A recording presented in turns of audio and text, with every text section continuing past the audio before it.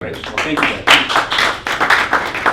And thanks for patience while we got all of the computers here lined up. So I talked about this topic, undoing obstacles. I want to tell you how I arrived at this and kind of how I'm going to approach it.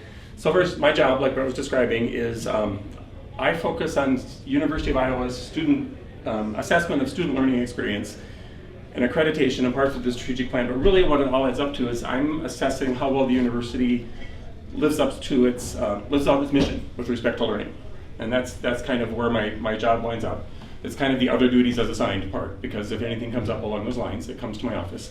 But before I did this work, my academic study was actually studying learning and cognition, and the idea that learning and cognition are social and relational things, and they're not just things that live inside our heads. And so, I think about that all the time in the course of my work in assessment of learning. But also there's this third element where both those things converge with my faith. And so, and if I'm really taking it seriously, my faith is not just something that's inside my head. It should be something that's lived out and kind of challenge me to always say, how well do my faith commitments line up with the way I live my life? And so my goal today, we'll see how it works with the time I've got, is to bring those three things together. The work I do now, the work I did in my academic preparation, and how my faith all fits into that. So I'm going to start with learning, because we're all educators in some way or another. And I actually have a question for you that I'm going to give you about 2 or 3 minutes to think about.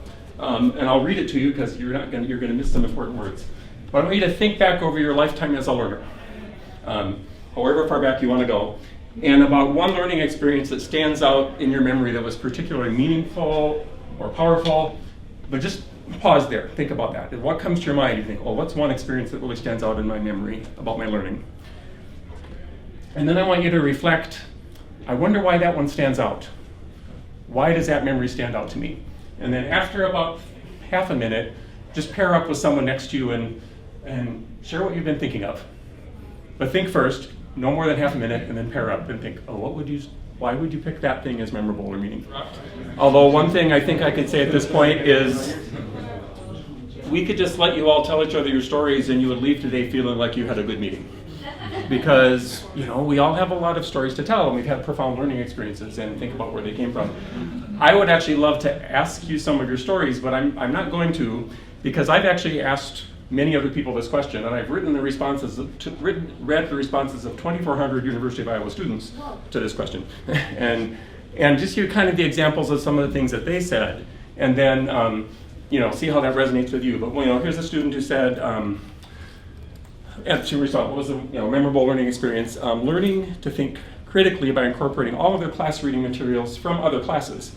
I had not thought about relationships among philosophy, politics, and health, but as I studied these subjects, I realized that these all go together. That was interesting. Classical Japanese was a class I struggled with greatly, but my professor taught me it's more important to focus on where I am at my skill level and how I can improve rather than comparing myself to other students. This lesson changed my entire outlook on my education. Okay. One more. One learning experience when I got my first C on a paper.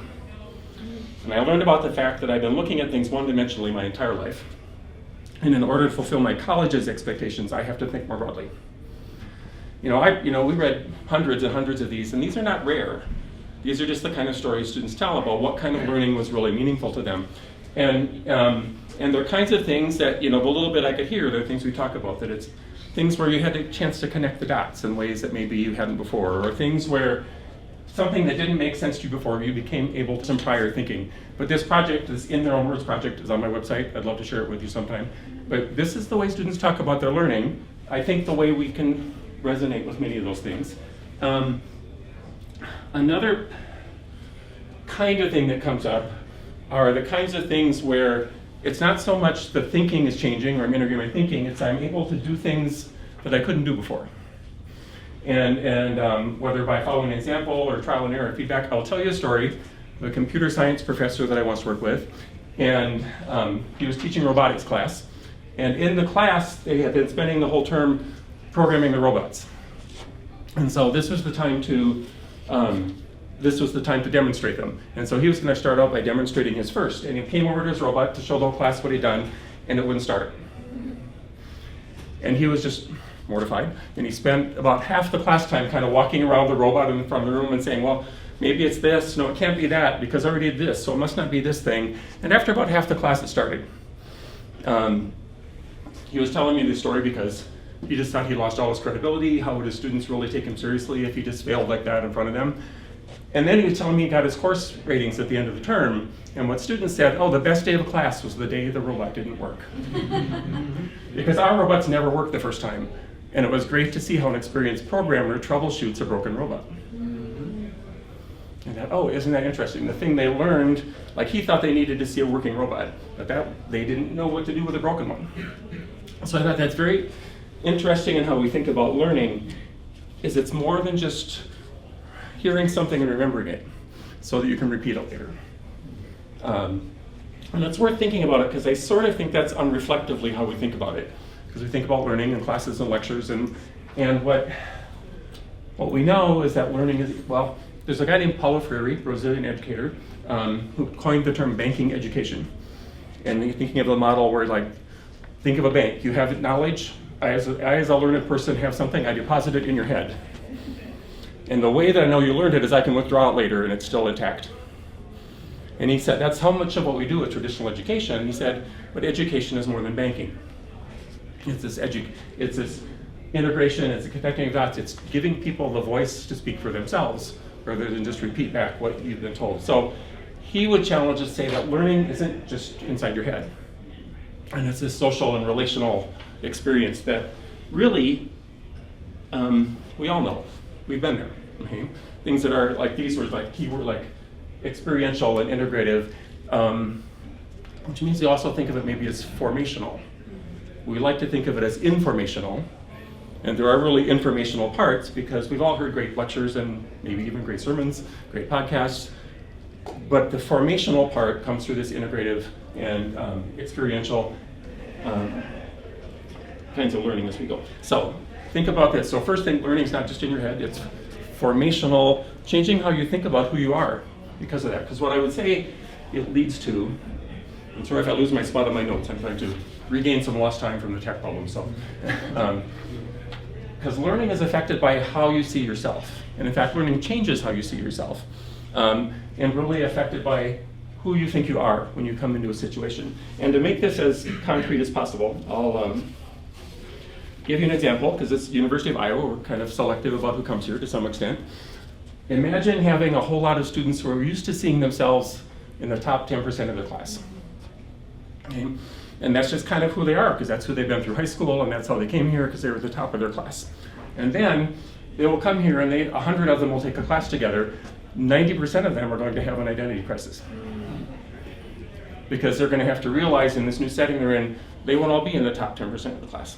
So that's one thing, is like just how I think of myself in my community is affecting how I approach my learning. Because when they take the class and they get a C, there's going to be this range of responses. And some of them will say, I've never got a C before.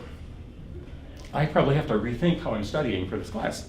We hope that's what they're doing. We hope that many go that way. There will be others who will say, I never got a C before. Maybe I'm not as smart as I thought I was. Maybe I'm not cut out for this. Maybe I'm in the wrong class, or the wrong major, or the wrong university, because I never got a C before. There's going to be others who will say, I'm an A student, that's not fair. Or I'm an A student, what's wrong with this professor? Professors, you've been there. And there's still going to be some others, excuse me, some will say, I got a C, I passed. Then that's good. But the point is they all have the same experience, and we're all working with the same information, but they get an entirely different reaction based on their identity. And who do they think they are, and how do they see themselves?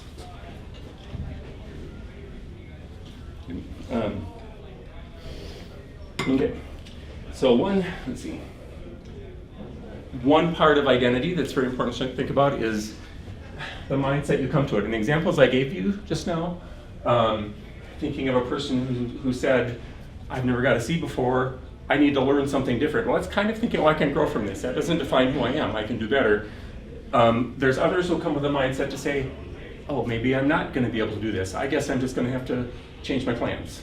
And they're not so much fixed on what can I do that will change the way I think of myself or the way I think of what I'm doing?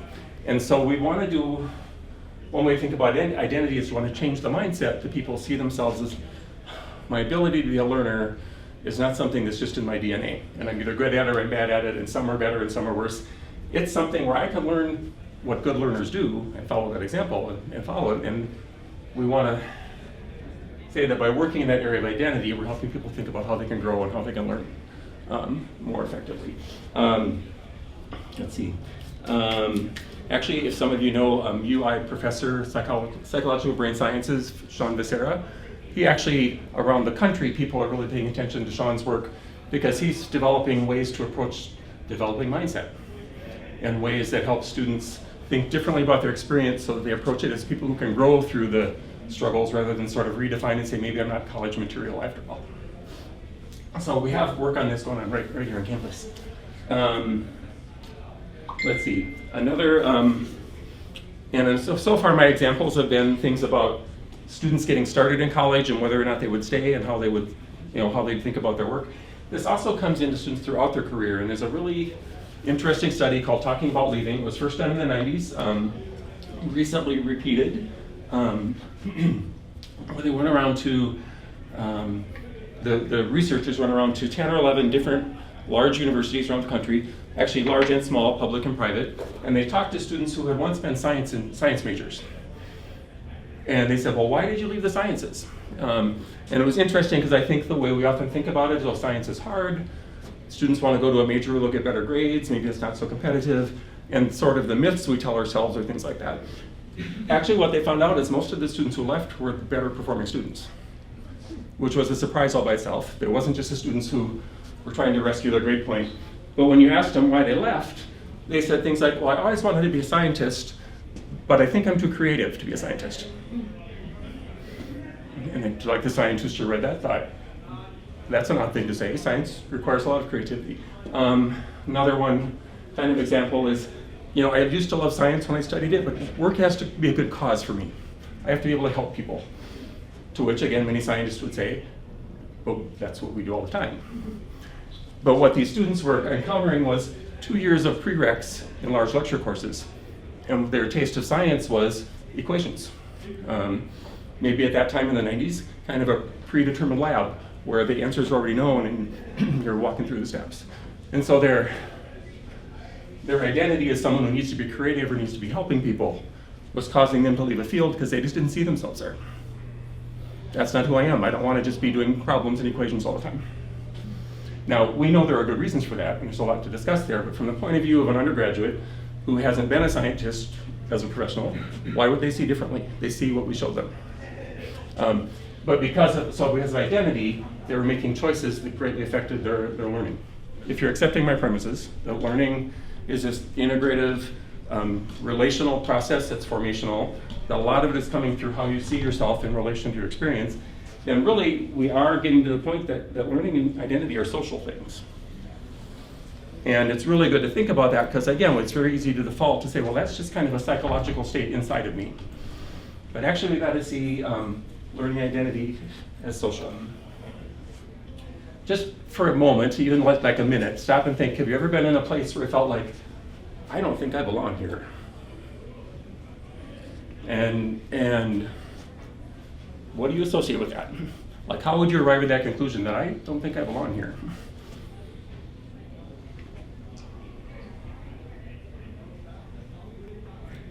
It's a little bit scary to even talk about it. But there's no one like me there. Yeah, I don't see anyone that I can identify with. Maybe who has an identity sort of like I see my own. I'm not sure I can fit in here. I'm not sure if the people who do fit in would want me here.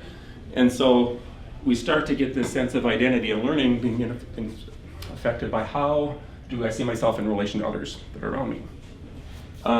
There's an interesting, so I mentioned the survey to you where I had 2,400 students answering the question.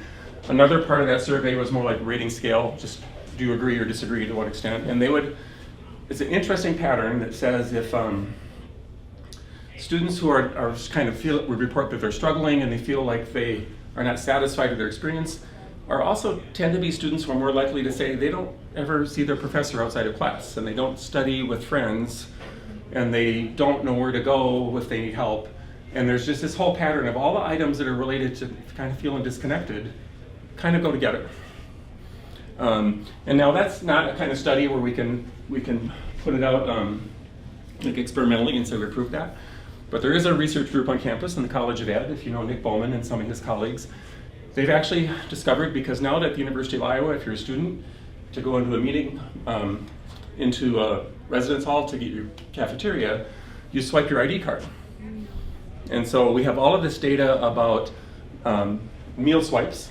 And what we've learned is that one thing that really strongly predicts your likelihood of being a sophomore is how many times you swipe into the residence hall alone as a freshman. And the students who swipe into the residence hall alone are highly predicted to not come back for a second year. Something as simple as that, but just that sense, oh, there's some disconnection there. We know it's more than just, I don't like to sit at the table alone, but that probably is an indicator of other things, like they're not connected, even in the dorms, with other people and spending time with them. And it was amazing that probably almost more than any other thing we look at, that's a really strong predictor of coming back the second year. Another interesting one, by the way, not quite as strong, is the zip code of your high school. But that's a second discussion to have. But I think, so I think what we get is this feeling of how important it is to feel connected, to put yourself in a place where you're going to learn. Another indicator to me of why we need to think of learning as social is something called the imposter syndrome. You may or may not have heard about this. It's that idea that I'm in this room with all these brilliant, capable people who are all doing really well here, and when will they find out that I'm not one of them? I see people quietly nodding with very sad looks on their faces. I actually have never met anybody who's not experienced this.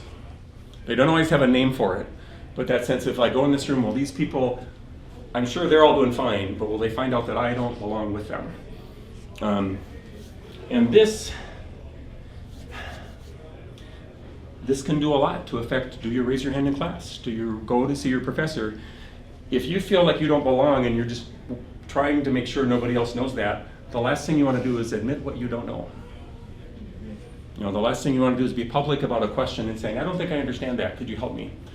And this imposter syndrome causes a lot of people, not because of their ability or effort or their likelihood of succeeding here, but just because they feel like other people will not want me here, if they really know what I'm doing, or if they really know what I'm experiencing here. So, this, the idea that this just exists, it just is part in it. Nobody's really found a way to eliminate it. It's just part of the human experience of moving through many things. I think not just education, but we're always kind of wondering, do other people really want me to be part of this? And so again, we've got to see this as part of the learning. I think, and on reflection, you think about, well, these things about me going to the dining hall alone, feeling disconnected from people. I mean, part of it is just no one wants to be lonely. I think that's true. But I also got to think about learning effects of being in a community, because one thing that happens when you're connected is you look around and it's very normalizing. You say like, oh, I'm struggling with this, but so is everybody else. And so it's not something wrong with me. It's just something I'm seeing in other people. They're trying to solve the same problems I am. But there's also a peer learning effect, because then you look and say, well, I'm struggling with this, but other people don't seem to be. So what can I learn by following what my peers are doing? Maybe they can help me get out of this feeling that I don't belong here, because if my peers can do this, I probably can too. So there's this peer learning effect of being connected. There's also what I would say is something we talk about in conjunction with belonging is the idea of mattering. And what I matter, and maybe I think I can succeed here, but maybe nobody would care. And so no matter how hard I work, no one's going to notice, nobody's going to care. No one will miss me if I'm gone. And so this importance of getting connected and feeling like you belong to the university, to a peer group, to colleagues who you can learn and study with, becomes part of learning. It becomes part of how your identity forms. And it all comes together in how we think about these obstacles that people are facing. But there's also a piece that we don't really get, because if we're part of the university already, we sort of know how it works. So we have the same kind of language, we do the same kind of, have the same kind of expectations. And and I'll give you just by way of example, probably better than explanation. A professor I worked with at the University of Washington teaching introductory level science courses with hundreds of students, but really, and knowing they needed help, but frustrated they never sought him out. So he just decided one term just to announce in class that I used to hold office hours, but nobody ever comes, so I'm never gonna hold office hours anymore. However, as long as I have some free time on Fridays, I'll just go through the slides for anybody who wants to stop in and review them with me from this week's class. And it started out and people started coming. And they started coming, he had to actually get a bigger room to meet in. And by the middle of the term, he had to schedule a classroom because most of his class was coming. But it's because when we called it office hours, people didn't know what it was. And they didn't know what it was for. And if office hours is around, we want people to come free and come bring your questions, I'm gonna be responsive. But if you have things like the imposter syndrome where you don't want to admit that you don't know something, or even if you're not even sure what you don't know, because it's actually much harder to explain what you don't know than it is to explain what you know. And so we put a lot on students to think, if you do those things, we'll help you. But those things are kind of obstacles for a lot of students, especially when they're kind of on the outside and we're on the inside of that. And it wasn't just that it needed a different name. I mean, he didn't just say, I'm going to not call it office hours. He kind of said, what will happen there? And if you come there, here's what you can expect, and you're not going to get put on the spot or have anything expected of you. So he didn't just tell them, he didn't just give a different name. He told them what happens and why it might be worthwhile to come in. And again, that simple thing, made him hold office hours in the same lecture hall he held the class in. And so I think we put all this together, and back to my original topic, undoing obstacles. A lot of the obstacles are not because students don't have ability or effort or motivation and they're not working hard. It's things like this. They feel like they don't belong, they wonder if anybody cares, they don't know how to sort of unpack the mysteries of how higher ed works. And so what we need to do is think about how do we undo those kinds of obstacles. Let's see. One of the ways I've started to think about it, what I'm calling educational hospitality. And they might be things we might not even think of as interventions because they really, to me, they could just sound like you're being nice, but I actually think they're being educationally purposeful. But things like, do you know your students' names? Because that tells a student, I see you and I remember you. Do you check in with them and see how they're doing in many ways? Do we provide feedback on their contributions? Just saying, I see you, I heard that, thank you for bringing that up. Do we have lots of low stakes availability? Like maybe they don't want to ask me a question in front of all their peers, but if I can get there 5 minutes early and stay 5 minutes longer, I become available in ways that are maybe more accessible to someone who is more on the margins. I learned a long time ago, but I'll pass this along to you, to never just say, are there any questions? Because all the reasons I told you, who would want to admit they have questions, but maybe who knows what their questions are. But you have to find other ways to come to them and say, we've just talked through these 3 things. Can anyone tell me how part A connects to part B? We frame that for them because I know that might be where they're struggling. But they're, because I do want to give them a chance to ask their questions, but if they put too much on them, they won't ask. There's a project on campus through the Center for Teaching called Transparency in Teaching. Because what we've learned through research at a number of universities is sometimes students, the greatest indicator of quality of a student's work on assignment is the way the assignment was written. And if the assignment is written poorly, students don't know what's expected and they don't know what the processes are to follow and they don't know what the professor is looking for. And if we just learn some very straightforward ways of writing assignments better, students will do much better on them. It's not their ability or effort, it's do they get our insider language about how we talk about academics work. And I think, and even just noticing, just consider for the difference to say, I've heard about this scholarship opportunity, I think you should all apply for it, and how that sounds compared to saying, Evan, I heard about the scholarship opportunity, I hope you'll come and apply. That like I noticed this person, I mean you when I say everybody, because you would be good at this. But those things we do, which I would kind of almost say, it feels like hospitality, it feels like caring, it feels like just opening a door, but it's kind of removing the mysteries. And it's sort of making it available and accessible to people. And here's what, and this is kind of to start to tie things together, is the key phrase I've got here is clearing a path. Because we know that college is hard in the best of circumstances. And we know that even if we do all those things as instructors or in our mentoring roles or wherever we are, students are still going to struggle and some will not probably succeed. But if we're if we're losing students for reasons like this, because for them they see learning as just transactional or informational, about memorizing stuff and repeating it, then we're going to create obstacles for students. And because it's not just you, here could be the student, it could be the way we teach them. If we teach them a way to tell them learning is just memorize and repeat, that's an obstacle. When you don't see a path forward for someone like you who has the questions you have or the struggles you have, or that's going to be an obstacle. When you see that your presence isn't welcome or doesn't matter to people, that's going to be an obstacle. So we can undo a lot of obstacles if we're proactive in these areas to give people a richer, deeper view of what we mean by learning.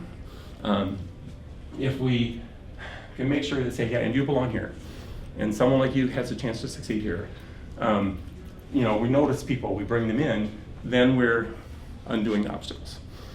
So that's my, what I would say in my field and how I think about my work comes how I think about learning and obstacles. I'm going to switch for the second part of the time to the faith part. But the first thing I would say is that all these things I just laid out for you about learning and identity and belonging, there are lots of people who would not share my faith and who would agree with those. There's lots of science and observation and experience that confirms those. And so it's not that faith leads you to have to agree with this or not. And I also think there are lots of people coming from the same faith perspective that may have not thought about this. So it's not that I'm trying to say one argues for the other. I'm just going to show you how they converge. Okay? And show you what my view of the convergence is. And so I'll say the first one, that for me on this, by location finding, I mean, where do we think the problem is? Okay, and let's see. So, university is a system that prizes ability and effort, aptitude, and it's easy to look at someone who's struggling and say it's because they don't have ability or they're not putting up the effort. They just don't have the aptitude. And so we put the problem on them. When we see there's so many places the problem could be on the way we're doing these things that create obstacles that keep students out. So in my, in the way I think it through my faith, I have to stop and think, where do I locate the problem? Does anybody remember the concept of weed out classes? If you maybe experienced that one there. Part of me thinks, first of all, if I think of my students as weeds, it tells you more about me than about the students. So that's another just question to think about. But that's all built on the idea that, well, some people just aren't cut out for this. Some people don't belong here. Let's push them through, and the ones who don't make it, they just were never meant to be because they're the weeds. We'll get them. So in contrast to that, I'm going to, let's see, a quote from John Swinton, okay, a professor of divinity at University of Aberdeen Center for Spirituality, Health, and Disability. Okay. So this is his area. He says, contrary to what we often assume, Jesus did not sit with those on the margins of society. Rather, he moved the margins. And so, and you see this from the records we got, that how he engaged with people who would have been outsiders because of their nationality or ethnicity or political reasons. He had women among his followers at a time when that was just not a thing that happened in that society. His sternest rebukes for religious leaders who were kind of more focused on closing the doors than on opening them. So, Jesus was somebody who moved the margins. Swinton goes on to say that advocating for people who are pushed to the margins is not a matter of speaking for people in a paternalistic way, that is, they can speak for themselves, but rather advocating against theologies and structures that deliberately or otherwise cause harm, misrepresent God and the nature of human beings. And so kind of from a Christian perspective, he's saying it's our role to move the margins. It's our role to be advocating against structures that are creating obstacles for people. And so I feel like, as I say the idea of convergence, that's my job. And that's kind of what we need to do and the way we need to think about our work in higher ed, I think. A second one I'll give you is what I'll just call a reality check. And the reality that I have to realize I might have blind spots. And I'm going to propose that most of us who have academic jobs probably had some measure of success in the academic world, or we probably wouldn't be here. that might mean that we're not the best people to generalize from on what the college experience is like. And so, let's see, some interesting statistics for you. One study notes that 1% of US adults come from households where at least one parent holds a PhD. Nearly 1/4 of professors grew up at home where one or both parents had a PhD. If you count graduate degrees in general, 7.4% of US households have someone with a graduate degree of any kind, any level. More than half of college professors come from homes where at least one parent has a master's degree. Okay. It might be a coincidence. I work with assessment and data a lot. I'm very hesitant about claiming cause and effect. But I would also say from studying higher ed systems, every system is perfectly designed to get the results that it gets. Okay. So we're in a system that is designed for people like us to succeed in. Let's see.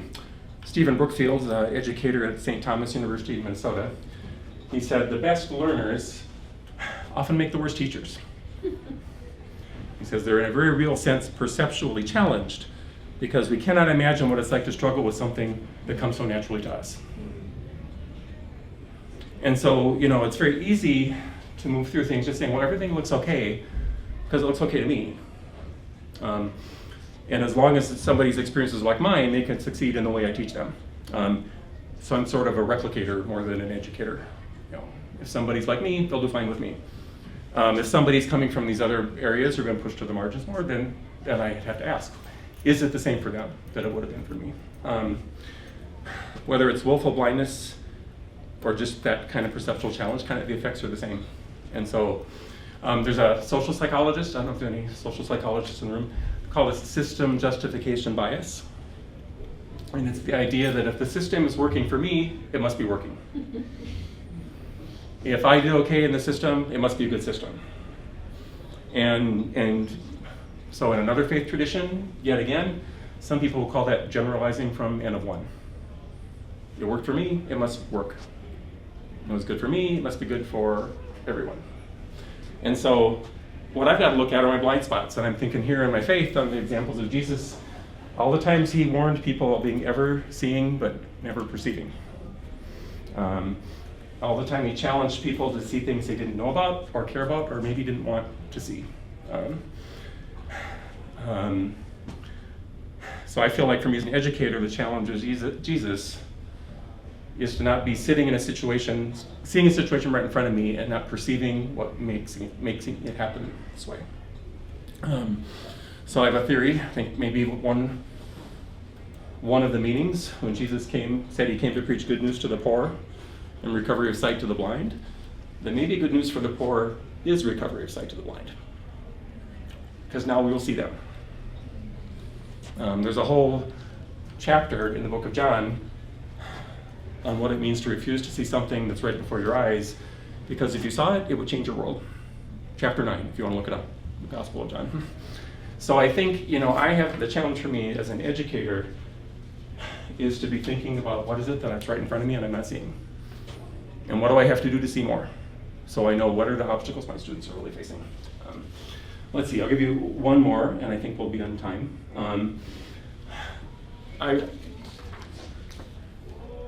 The place where my faith comes in is I really have to think about what it means to be an educator. And thinking, trying to think beyond a banking model, that I'm not just giving people information so they can repeat it back. I'm not just telling people new stuff they've never heard before. What is my role, really? And I'll just pause and say, I know people have a lot of reactions to Jesus. Right here, I'm looking at Jesus as an educator, and I don't think it's too controversial to say that he was a pretty effective teacher. And so just, how did he connect with people? And so I'm going to say, well, first he told a lot of stories. He gave a lot of really personalized examples. They're very contextualized.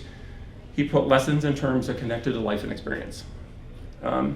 So even if you've never opened the scriptures, I don't know if that would be true for anyone here, you'd probably know some of his stories. Okay? You won't find a philosophical treatise on the unconditionality of grace, but you will hear the story of the prodigal. Okay? And you won't read sort of a monograph on indiscriminate generosity, you just hear the story of the sower and the seeds.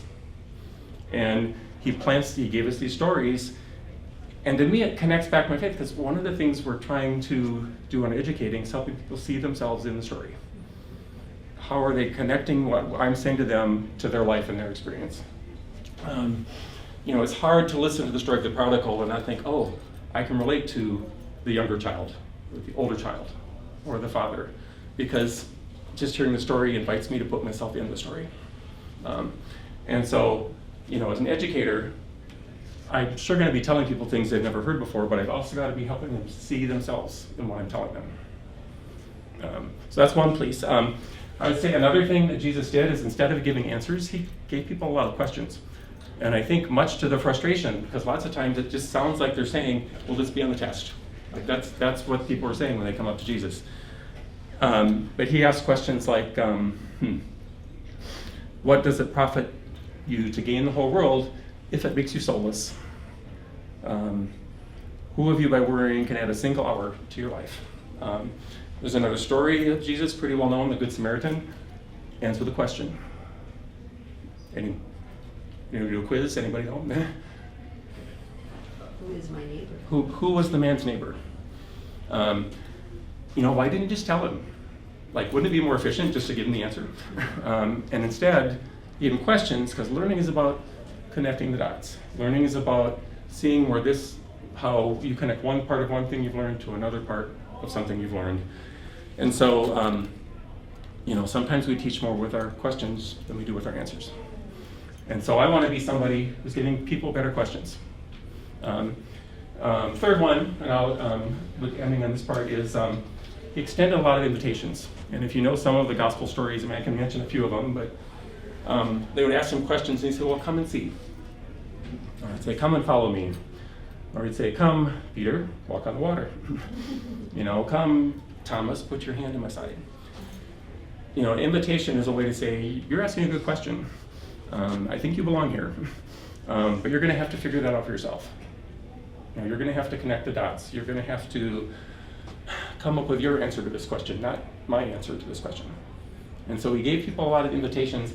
Doesn't mean I don't have an answer to the question, but it means part of what they need to learn is how to get from where they are to that answer. And if I give them my answer, I'm just going to short circuit that. And they might actually, who knows, get a better answer than me. But certainly they need to come through the process. They need an invitation to come and say, I think you can do this. As a pastor friend of mine was talking about studying the Bible with a student, and the student was reading the Bible for the first time in his life, and when they would talk, he would keep bringing up this other book that really had influenced the student's worldview all these years. And that was just their conversation week after week. And finally one day the student came in, he looked really distressed, and he said, I can't keep doing this, holding both the books, the Bible and this other book. He said, these cannot both be true. Which one should I believe? And if you can ever think of like an easier question for a pastor to answer, which book should I believe? And what he said was, that's a really good question. You're going to have to figure that out, aren't you? And he gave it back to him. I'm sure he could have given him his answer. I couldn't just imagine what it was. But he said, no, you're going to have to go through this. You're going to have to learn this. I'll be here to help you. I'll be here alongside of you, but you have to find this answer. Let's see. So for me, one place that's hit home is I was in grad school. In this point in my PhD program where I thought, I'm not really sure I'm in the right place. And I had this high level of imposter syndrome where I thought, well, probably my faculty think I'm not in the right place either. I was just kind of wondering if I should even be there. And at this one, my professor, I would say in the department next door, just kind of accidentally had this conversation with him, and he said, oh, what are you studying? And I tried to describe it, and I said, I want to do something along these lines. And he just immediately said, what a fascinating question. I think our faculty would really be interested in this. Do you mind if I tell them what you're working on? Will you come and update us when you learn more? And I thought, oh, that was an invitation. That's how Mohammed Dugala at the University of Wisconsin became my dissertation advisor, because he gave me an invitation. Because he said, I think you have a good question. You're going to have to learn that, but I'll help you. So I just see these things all the way through. When I think about intersection of faith and field, it's like, as I work in one, it brings me to the other. and I work in the other, it takes me back. I can't really separate them. Yeah, each one always takes me back to the other. So, and that was, that was my charge from Brett. Talk about how your faith and field come together. So I don't have a lot more to offer about that, but I was going to save time for questions, and if you have time to stay, I do. But actually, I'm going to give you the questions. And what I'd like you to do, just to wrap it up, because I know I had to race through, and I feel like even going through things, I might have raced through some parts. But these are questions for you. How do you see this way to think about learning, identity, or belonging in your own experience, or maybe experience of learners you work with? Just have you seen things like this happening, and can you relate to these? Are there any ideas from this that might be useful for you in your teaching or learning or your field or your faith? I know our time's up. There's nobody at the door racing to get in, so if you can stay a few minutes just to see if this will distill some thoughts for you. And I would love to hear some of your reflections if there's time, but we'll have to be conscious of time running out now. So, yeah, Brett, anything to say before we? Well, yeah, one, just thank you very much. If you could, because my brain isn't processed fast enough, can you just re-articulate that theory that you had about the good news to the poor? Well, one of the phrases that turns up a few places in the Gospels is Jesus came to bring good news to the poor and recovery of sight to the blind. I think the blind is us. So I think good news for the poor is recovery of sight, so we see them. Yeah, yeah. Because we're just ignoring them. We don't see things right in front of us. And so, partially, I'm just making this up, but it's very credible to me that, what are all the things we're blind to that we just don't see, either willfully or just because it's not our experience. So we don't see it. Yeah. It takes probably divine intervention to change what we see. Yeah, that's good. Well, thank you all. Thank you all for coming.